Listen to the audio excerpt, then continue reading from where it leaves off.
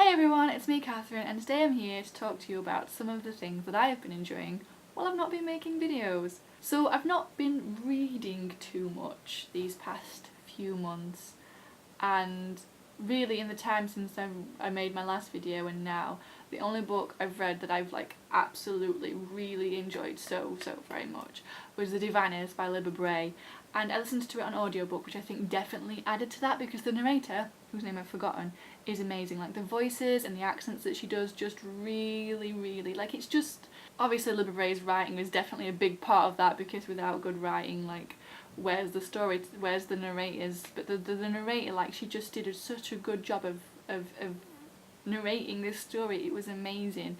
And I'm glad that the audiobook was the first experience I had reading this, because I'd been meaning to pick it up for a while because I'd heard so many good things about it, and it's really good. So you're probably wondering, if you don't know already, what The Diviners is about. It's set in America in the 1920s, and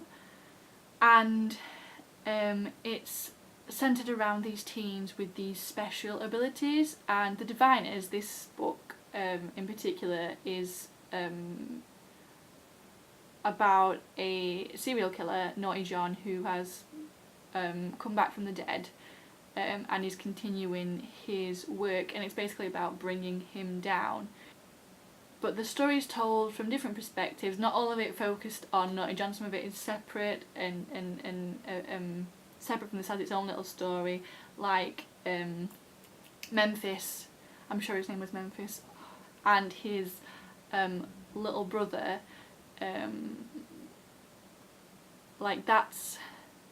that's sort of a little separate story, and I don't know. See, because The Diviners, the Naughty John arc was started and finished in this book, so I don't know how the rest of the books are gonna be, whether it's more like a companion series, or whether it does, whether we do continue with these characters and it's just them going on to a different mystery or whatever. But I just the atmosphere and the setting, and I just think it was really good, really good. And I definitely will be continuing with this series on audiobook, because I'm hoping that it's going to be the same narrator, because she was brilliant. I think if she's narrated anything else, I will probably definitely listen to whatever she's narrated, because she's just so good. She's so good, and I'm sorry, I've forgotten her name. I'm pretty sure it's January. Is it January? But no, it was just such a good story, and Libba Bray did a good job of making you care about these characters and weaving their stories together, and I just really enjoyed it, and I really want to pick up the next one. But I just, I haven't been reading much lately, but The Diviners, so good, so good. What I have been doing quite a bit of is watching anime. I've been catching up on things I've been meaning to catch up on, finish anime that I've been meaning, I've been in the middle of watching for ages. But recently I've been watching some new things, discovering some new anime, and one that I think is actually relatively new to Crunchyroll. It's only been on maybe a year or two or something, and the second season's definitely a quite recent addition, and that's Noragami, which is basically about this god who wants to save up, his dream is to have his own shrine. He doesn't have his own shrine for people to come pray to him. Most people probably don't know his name, and I'm gonna be honest, I've forgotten his name, which is, I'm really bad at names, so I've forgotten his name. But yeah, so to save up for this shrine, basically he just does odd jobs for anybody, any job, anyone, he'll do it. You want him to clean your bathroom, he'll clean your bathroom. You want him to babysit your kid, things like that. He'll cover someone's shift at a shop, he'll do whatever it is. And whilst out on a job, looking for a missing cat, he encounters a human teenage girl, and stuff happens, and she's they befriend each other, and she's basically she's like half and half. She's like half hanging in our world, like anchored in the living world, and half in the dead world, I guess, or like she's in the world in the middle. I don't know, but anyway, they end up befriending each other, and she's sort of like helping him along his way, and it's really good. Like, I've watched the first season and I'm part way through the second season, Noragami Aragoto, but it's so good. Like, it's really good. It's relatively short. Like, the first season's relatively short. Like, I think it's only like 12 episodes maybe. So if you haven't watched it, like, it's a good one, I think, to check out, because it's not a massive commitment. But I think the anime itself has been out around a while. It's just that it's only recently been added to Crunchyroll. But it's really good, and it has two of my favourite voice actors in. One whose name I've completely forgotten, the other is Daisuke Ono, and the two voice actors are actually, I believe, like, close friends in real life. And they usually, like, they tend to pop up in anime together, at least the anime that I've watched with them in. They tend to pop up together, and I just love that, and I love them both, and it's just a great anime anyway in general. But yeah, so definitely if you haven't checked that out, definitely recommend. And the second anime I want to talk about is My Hero Academia. Like, this is an anime that I'd seen some hype around, and so I'd avoided it because hype scares me and it makes me not want to watch things. But one day I was bored, curiosity got the better of me, and I started watching it, and it's so good. Like, I am so emotionally invested in all of these characters. Like, if anybody hurts my children, I will fight them. Like, it's just that it's so good, and I love them all. Well, most of them. I love most of them. But yeah, so My Hero Academia, or Boku no Hero Academia if you prefer, is about these. It's set in a world where people are born with quirks, and some people use these quirks to help others and become superheroes. Like, being a superhero is a day job that you can legitimately have, and you have your own companies and whatnot. So naturally there's schools for that. So this is set around this class in a school. UA, like, I'm pretty sure that stands for something. I don't know what it is, but I'm just going to refer to the school as UA because most people do. And it's centered around that, and one of the students in particular, Midoriya.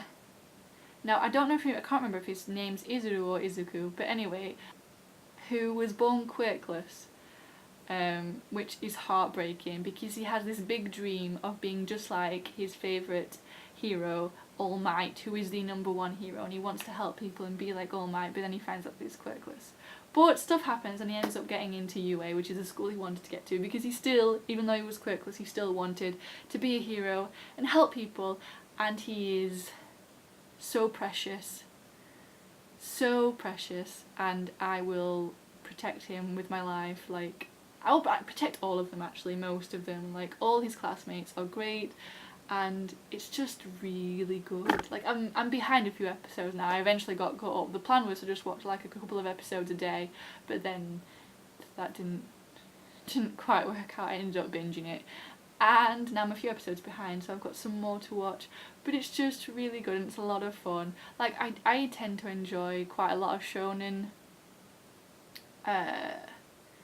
anime or manga anyway, like Naruto, Bleach, like, I just really, One Piece, and this is so good.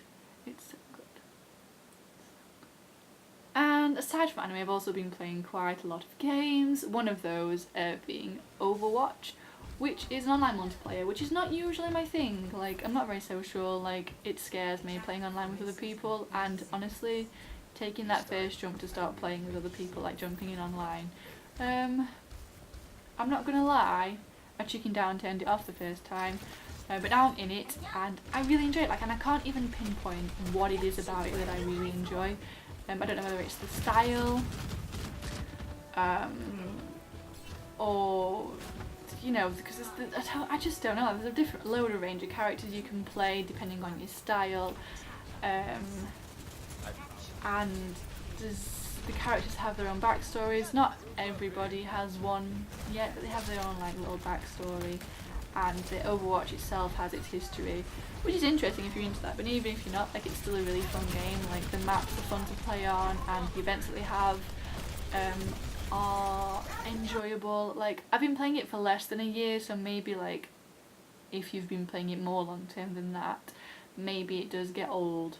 But for the moment, I'm still really enjoying it, and like, I don't, like, even if you're not very social, like I'm not social at all, I don't talk to people online or anything like that. You don't have to, like, you can just play, do your own little thing in your team, without actually having to physically talk to anybody. Like, you don't need to do that. I certainly don't. I don't have any of those options open. I don't join any group chats or anything like that. I just play by myself and have fun, basically. It's just nice, and like you encounter the odd knobhead, but you know, for the most part, my gaming experience with Overwatch has been quite positive. Another bit of multiplayer I've been enjoying is the Stardew Valley multiplayer, which went live earlier this year, and I've been playing it with my sister. Like, I've been playing Stardew Valley for a while now. Like, as of today, I think I'm on like 160 odd hours that I've played it, and I'm still not bored of it. Like, I don't think I could get bored of it.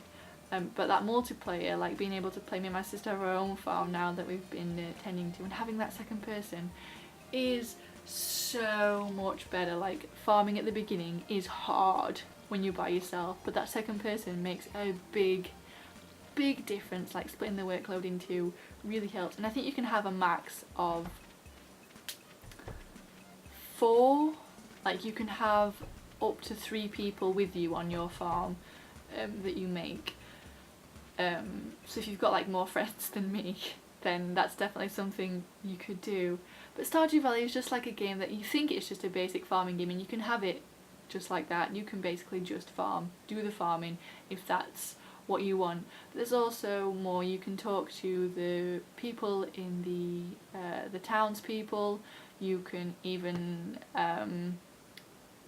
get a spouse if you want. You can romance one of the townsfolk, one of the eligible bachelors and bachelorettes.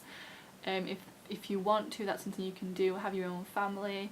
There's also some like other weird random things that maybe you wouldn't like. I've been playing it for ages, and I thought I'd finally discovered everything, and then something else popped up and I was like, why is this even in here? But it's still really good. It's so good. So if you haven't picked up Stardew Valley yet, then get on that, because I'm pretty sure it's available across... It's obviously available on PC, that's how I played. I'm pretty sure it's on PlayStation, Xbox and Nintendo Switch if you've got one of those. So really, there's no excuse to not get to Stardew Valley, because it's so good. It is really good, and I love it. I love it so much. And the final game I want to talk about actually is a game that, I'm pretty sure I got it free. It was one of the games that was available during Xbox Gold. Can't remember when, it was a while ago, but I think if it hadn't been available then I wouldn't have picked it up. But it's really good, and this is a game that you can just that you can start and finish in a day if you want. Like, it's not very long, it's only a few hours long. So if you haven't got the time or the commitment to give to long haul games, then this maybe is the one for you to check out. But like, this is really good. Like, you play as Alex, who is armed with a radio because her best friend, whose name I've forgotten, because names, told her to fetch a little portable radio because there was something weird. There's a weird cave that he'd heard rumours about, that you could get like weird signals. So you go to this island for this beach party, armed with this radio, and you accidentally tap into something that you really shouldn't have, and time goes weird. and it's basically you trying to fix, basically trying to fix it and get off the island, Not what I was gonna say.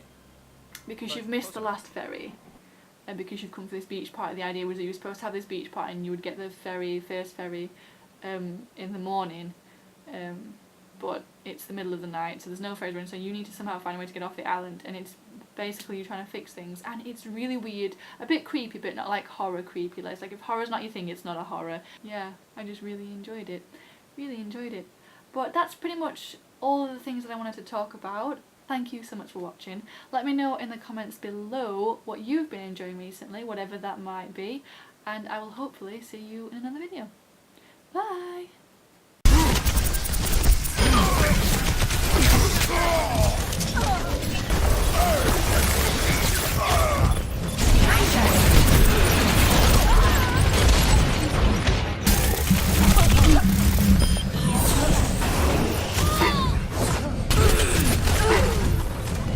Behind